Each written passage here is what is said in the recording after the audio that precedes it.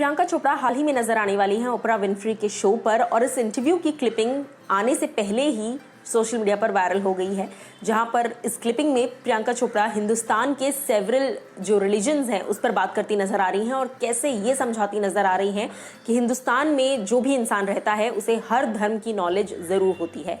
क्यों और कैसे, चलिए आपको बताती हूँ। नमस्कार दोस्तों, मैं हूँ ज्योति नाहक और स्वागत कर रही हूँ आप सभी का एक बार फिर से शुद्ध मनोरंजन में। प्रियंका चोपड़ा की बात की जाए तो इस वक्त वो एक ग्लोबल आइकन है, और हमेशा से ही प्रियंका ने हिंदुस्तान का नाम रोशन किया है। जब भी किसी इंटरनेशनल प्लेटफॉर्म पर प्रियंका से हिंदुस्तान के बारे में पूछा जाता है तो वो बहुत ही ब्यूटीफुली, जैसा इंडिया है डाइवर्सिटी, उस चीज़ को बहुत ब्यूटीफुली दिखाती हैं, और हमारी यूनिटी है डाइवर्सिटी में। अब इसी के साथ साथ प्रियंका चोपड़ा जो हैं उन्होंने कई हिंदुस्तान के सारे जो धर्म हैं उन पर बातचीत करते हुए उनसे जब पूछा गया कि क्या आपको लगता है, ओपरा विनफ्री जब उनसे पूछती हैं कि क्या आपको लगता है कि हिंदुस्तान में आध्यात्मिक आधार यानी कि स्पिरिचुअल फाउंडेशन है लोगों में, उस पर वो कहती हैं मुझे लगता है कि हाँ मेरे पास है, भारत में भी लोगों के पास है, भारत में ये ना होना मुश्किल है। आप सही हैं, हमारे पास इतने सारे धर्म हैं जो देश में ही रहते हैं। मैं एक कॉन्वेंट स्कूल में पढ़ी हूँ तो मुझे ईसाई धर्म से मैं वाकिफ़ थी ऑलरेडी। मेरे पिता एक मस्जिद में गाते थे, इसलिए मुझे इस्लाम के बारे में भी पता था। मैं एक हिंदू परिवार में पली बड़ी हूँ, मुझे उस बात की जानकारी थी।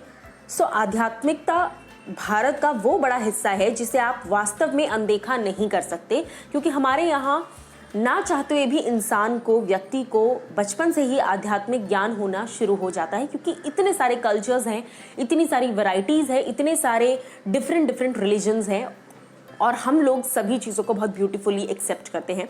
और प्रियंका चोपड़ा ने बड़ी ब्यूटीफुली हिंदुस्तान को रिप्रेजेंट करते हुए, ये सारी हिंदुस्तान की डाइवर्सिटी को बहुत ब्यूटीफुली प्रेजेंट करते हुए ये सब कहा। उसके साथ साथ जो हमारी देसी गर्ल हैं उन्होंने कई सारी चीज़ें और भी कही। उन्होंने कहा मेरे डैड मुझे बताते थे कि भगवान तक पहुँचने का एक तरीका धर्म है, हर धर्म का अलग चेहरा है जो एक ही दिशा में है जहां हम जा रहे हैं। मैं एक हिंदू हूँ, मेरे घर में एक मंदिर है और मैं जितनी बार हो सके उतनी बार प्रार्थना करती हूँ, लेकिन साथ ही मैं मानती हूँ कि एक उच्च शक्ति मौजूद है और मुझे उस पर विश्वास करना पसंद है। यानी कि कोई भी तरीका हो लेकिन भगवान एक ही है सबका। ये सारी बातें प्रियंका चोपड़ा ने कही, और इस इंटरव्यू को अभी रिलीज होने में वक्त है, लेकिन उसके पहले ही कई सारे इसके क्लिपिंग्स जो है वो सोशल मीडिया पर आ गए हैं और पॉपुलैरिटी ऑलरेडी बढ़ती चली जा रही है इस इंटरव्यू की। सो जब ये इंटरव्यू रिलीज होगा तो डेफिनेटली बहुत सारे ऐसे पॉइंट्स होंगे। अब जहाँ तक वर्क फ्रंट की बात है, हाल ही में प्रियंका चोपड़ा, राजकुमार राव और गौरव, इन सभी की फिल्में रिलीज़ हुई। द वाइट टाइगर, जिसको नेटफ्लिक्स पर काफ़ी ज़्यादा पसंद किया गया, हाल ही में कई सारे अवार्ड से भी नवाजा गया इस फिल्म को। और जहाँ तक बात है अदर प्रोफेशनल कमिटमेंट्स की, तो प्रियंका चोपड़ा की बुक अनफिनिश्ड इस वक्त सोशल मीडिया से लेकर हर जगह काफ़ी ज़्यादा पॉपुलर हो रही है। जिस तरह के खुलासे प्रियंका ने उस बुक में किए हैं वो वाकई काबिल तारीफ़ हैं।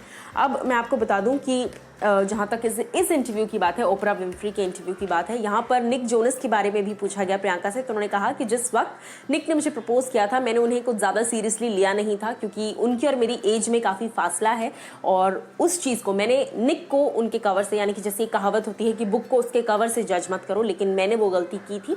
मैंने निक को उनकी एज से जज किया, उनकी काफ़ी चीज़ों से जज किया कि नहीं ये लड़का सीरियस नहीं होगा, ये एक अपने एडोलेसेंट वाले एज में है, क्योंकि मेरी और निक की एज में जो गैप था उसकी वजह से मुझे कहीं ना कहीं ऐसा लगा कि नहीं शायद ये सीरियस नहीं है, बट मैं गलत साबित हुई और वो सीरियस निकले मेरे लिए, और आज हम साथ में हैं। सो कई सारे बड़े बड़े खुलासे किए हैं प्रियंका चोपड़ा ने, लेकिन इंडिया को जिस ब्यूटीफुल तरीके से उन्होंने रिप्रेजेंट किया है इंडिया के कल्चर को, इंडिया के डिफरेंट वेरिड रिलीजन्स को, उस पर आप लोग क्या कुछ कहेंगे ये आप हमें बताइए कॉमेंट सेक्शन में।